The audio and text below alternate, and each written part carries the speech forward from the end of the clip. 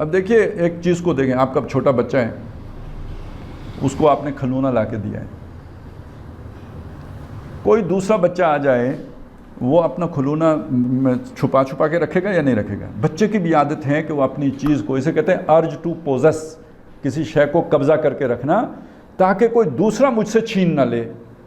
جو انسان بڑا ہوتا ہے یہ اس کی یعنی اب میرا مال، میرا پیسہ، میری جائیداد، میرا مکان، صرف وہ کھلونوں سے ذرا اوپر اٹھ کے ان چیزوں کے اوپر وہی چیز، جیسے بچے کی کھلونے تک ہوتی ہے، اس کی ذرا اس سے آگے بڑھ کے ہو جاتی ہے، یہ جو مال اسباب اس کے ساتھ ہو جاتی ہے۔ تزکیے کا مطلب کیا ہے کہ وہ مال و اسباب سے اوپر اٹھ گیا، جیسے بڑا ہو کے کھلونے کی اہمیت نہیں رہی، وہ کسی اور کو دینے کے لیے بھی تیار ہو گیا۔ ایسے ہی جب کہتے ہیں نا یہ دنیا کیا ہے، کھیل ہے، وہ مل حیات الدنیا الا متاع الغرور، دنیا نہیں ہے مگر دھوکے کا سامان ہے، تو جیسے وہ کھلونا ایک دھوکا تھا وقتی طور پر، جب بچہ ہوتے ہوئے آدمی اس کو اہمیت دیتا ہے، بڑا ہو کے تو اسے کوئی اہمیت نہیں دیتا۔ ایسے ہی جب انسان کا نقطہ نظر یہ بن گیا تو یہ سارا مال و اسباب بھی ایک کھلونا ہے، اب گویا اس کا نقطہ نظر ٹھیک ہو گیا۔ یہ نقطہ نظر کا ٹھیک ہونا اس کا فکر کے تزکیہ ہے۔ اس کا نتیجہ کیا نکلے گا کہ جو اس کے ہم مشرب لوگ، جو ہم عقیدہ لوگ، جو نظریات کے اسی کے نظریات کے حامل لوگ، جو اس کے رفقا ہیں، جو کامریڈ ہیں، جب وہ اس کی طرف آئیں گے تو اس کے دل میں ان کے حوالے سے بغض نہیں پیدا ہوگا، بلکہ محبت ہوگی کہ آئیں میرے ساتھ پارٹنر بنیں، ہم ساتھ رہیں، انہیں گلے لگائے گا۔ یحبون من ہاجر الیہم ولا یجدون فی صدورہم حاجۃ مما اوتوا، اور جو انہیں دیا جائے گا یہ اپنے دل کے اندر بھی اس کے بارے میں کوئی حرج محسوس نہیں کریں گے۔ یعنی ایک تو ہوتا ہے بندہ لڑنے آ جائے، وہ جی میرا حق تھا، یہ اس کو آپ نے دے دیا، مجھے ملنا، یہ تو خیر بہت بات کی بات ہے۔ ان کے دل کے اندر بھی ہلکا سا شائبہ بھی، ایک ہلکا سا جو ہے نا رنج بھی نہیں پیدا ہوگا کہ یہ ان کو کیوں مل گیا، مجھے کیوں نہیں ملا۔ بالکل ان کے دل اس شے سے پاک ہو گئے۔ وَيُوسِرُونَ عَلَىٰ أَنفُسِهِمْ، بلکہ اس سے بھی آگے، وَيُوسِرُونَ عَلَىٰ أَنفُسِهِمْ، اور وہ اپنے اوپر انہیں ترجیح دیں گے۔ وَاللَّهُ كَانَ بِهِمْ خَصَاصَةً، خود ضرورت مند بھی ہوں۔ اب یہ مطلب سمجھ میں آیا، یہ کیا ہے؟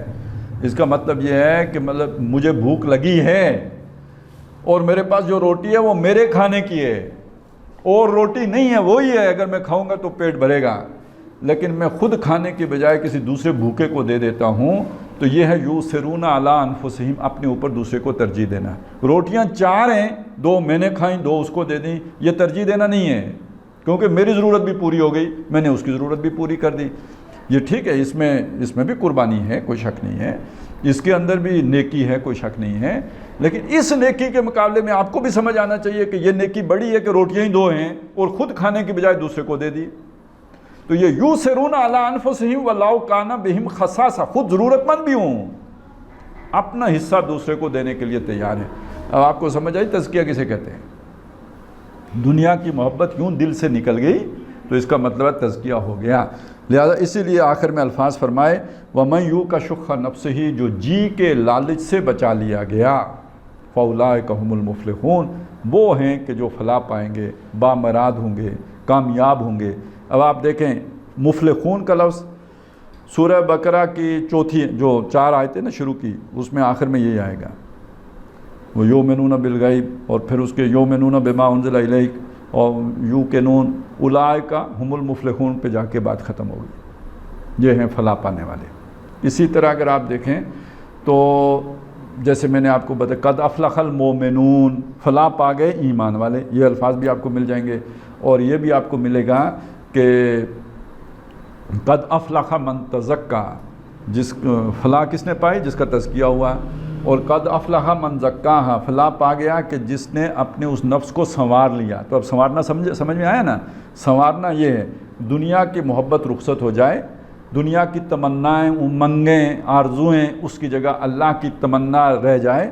وہ کیا کسی نے کہا کہ ہر تمنا دل سے رخصت ہو گئی، ہر تمنا دل سے رخصت ہو گئی، اب تو آجا، اب تو خلوت ہو گئی، اللہ کو مخاطب کر کے کہ اب میرا دل کے اندر کوئی اور محبوب نہیں رہا، سارے محبوب دل سے نکل گئے، مال کی محبت نکل گئی، اولاد کی محبت نکل گئی، دنیا کی محبت نکل گئی، اب دل خالی ہو گیا ہے، تو اب تو آجا، اب تو خلوت ہو گئی۔ تو اسی سے یہ بات سمجھ لیجئے کہ اصل تزکیہ یہ ہے کہ یہ محبتیں، یہ جو عارضی محبتیں ہیں، یہ جو وقتی محبتیں ہیں، جو دنیا کی محبتیں ہیں، ان سے بندہ اوپر اٹھ گیا تو وہ اس کی فلاح ہو گئی، وہ کامیاب ہو گیا.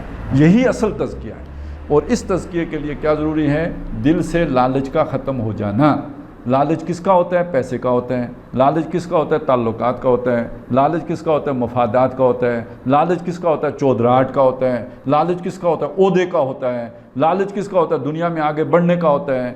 مال جو ہے وہ قابو کرنے کا ہوتا ہے. اس سے جو اوپر اٹھ گیا، جیسے یہ اٹھ گئے تھے یُؤْثِرُونَ عَلَىٰ أَنفُسِهِمْ وَلَوْ كَانَ بِهِمْ خَصَاصَةٌ، وہ ہے جس کا تزکیہ ہو گیا، وہ ہے جو فلاح پا گیا، وہ ہے جو کامیاب ہو گیا.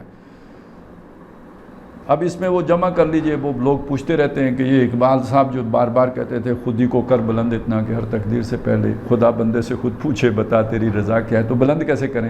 یہ خود ہی کو بلند کرنے کا طریقہ بھی یہی ہے کہ دنیا کی ان محبتوں سے انسان اپنے آپ کو آزاد کر لے تو خود ہی خود بخود بلند ہو جائے گی. یہ رکاوٹیں ہیں، یہ سمجھیں نا جیسے کسی وہ غبارہ نہیں ہوتا جس کے اندر وہ کیا ہوتی ہے، ایک تو آکسیجن نہیں، وہ دوسرا ہائیڈروجن ہوتی ہے، وہ اس نے باندھ کے رکھا ہوتا ہے، اور جو ہی اسے کھولتا ہے تو وہ اوپر چلا جاتا ہے.